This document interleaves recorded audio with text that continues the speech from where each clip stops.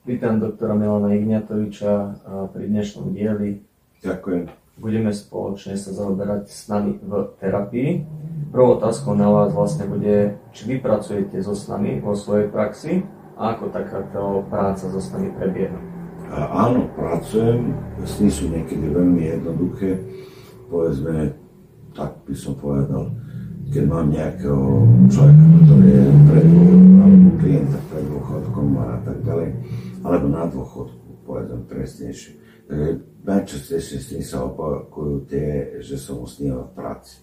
To je prakticky sen má kompenzovať to, čo mu chýba, tak mu kompenzuje, lebo mu to dá, že akože nestratil hodnotu a emočného city, volá sa to kompenzácia. To je prakticky záver sna, on je najdôležitejší v celom tom analýzi, tak treba prísť k tej kompenzácii. Ona môže byť karmická, môže byť nevedomá.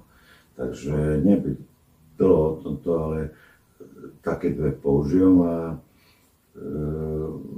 bežné sny, čo nie sú ľudí, nie sú také, že sa dopatráme, či ide o disociálnu poruchu identiteta alebo disociálnu poruchu osobnosti, najčastejšie.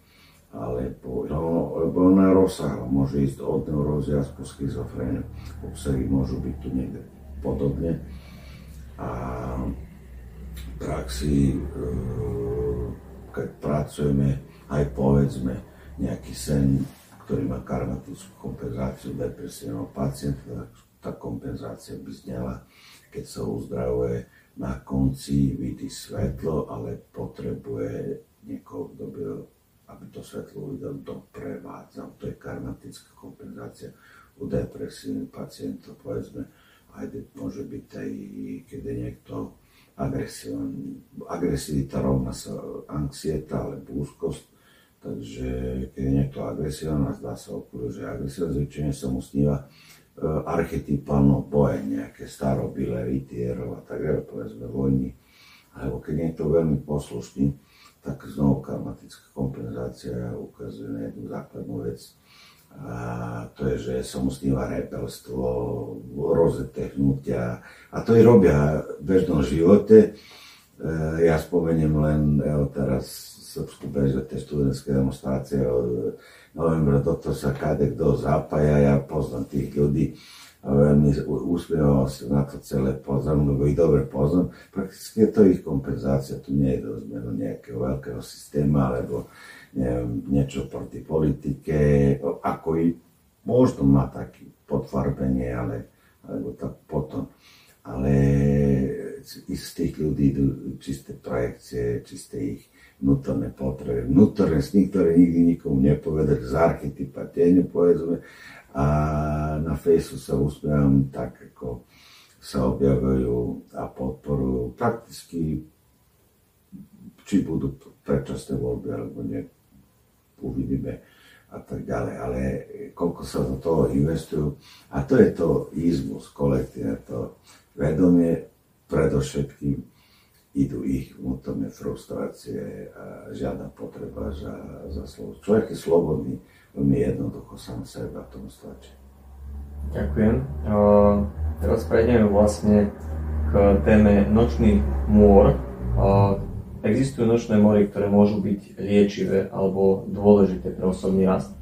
A teraz je táto otázka tak veľmi diskutabilná, či nočné mory sú liečivé alebo nie.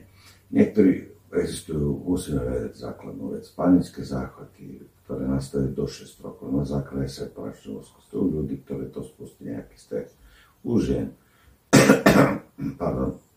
zvyčajne po pôrode, u chlapov po stresu, alebo nejaký milenský strach sa zapletí do toho a to normálne sú posunú do tieňa, tak to čúka aj ďalej, lebo tieň je veľký chaos, archetypu neexistuje časom, priestorovosť a je veľká energia, ona je kreatívna, len všetci sa boja pracovať s tým, lebo prvá fáza je veľký strach, keď to prekonuje, tak je to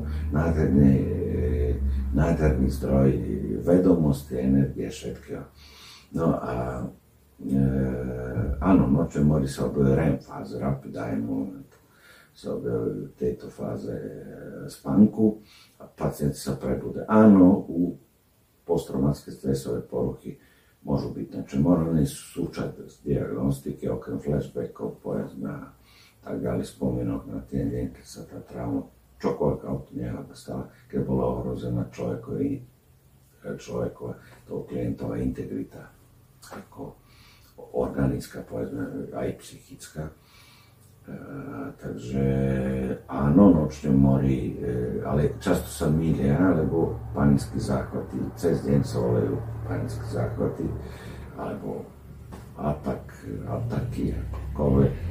Najčastejšie idú s agorafóbiou a následne máme panické záchvaty v noci. To sú ľudia, ktorí o tej noci idú na pohotovo. Je to typické a sú ako keby boli predplatení na urgente.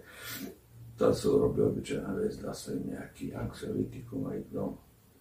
Takže to, aby sme vedeli ten rozdiel. Atypický záchvat paniky, to keď stále otvorené okna a tak ďalej a potom nemôžu zaspať do rána a nočná mora, už je to hlbšie oveľa, takže ona je prekážkou tomu človeku, aby zaspal na základe nejakého hlbokého traumatického zážitku minulosti a nočné mory ako tak sú dobré, one sú vítané v práce so snami a rozuzli sa určitá vec, keď ten pacient si zapamätá tú nočnú. A istý pamätá robí dostatočne emočne sítená, tak sú takí, ktorí prosím vás, nesem tu už 2 mesiace v hlave, či by som nemohla, alebo nemohol povedať.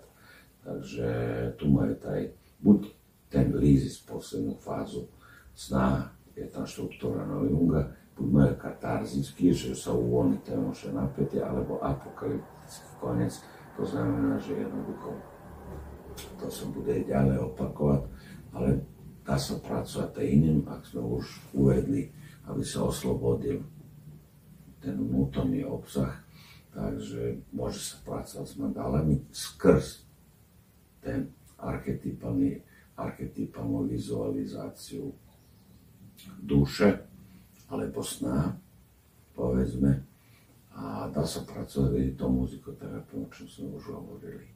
A sú i ďalšie techniky, ako je fototerapia, alebo terapia fotografovaním, sú ďalšie technika, psychopoézie, terapia a tak ďalej. Áno, dobré tí ľudia, aby sa pýtali a dobré, aby sa našiel niekto, kto vie, ten sa zanalizovať pekne s tým pacientom to prebrať spolu. Ďakujem.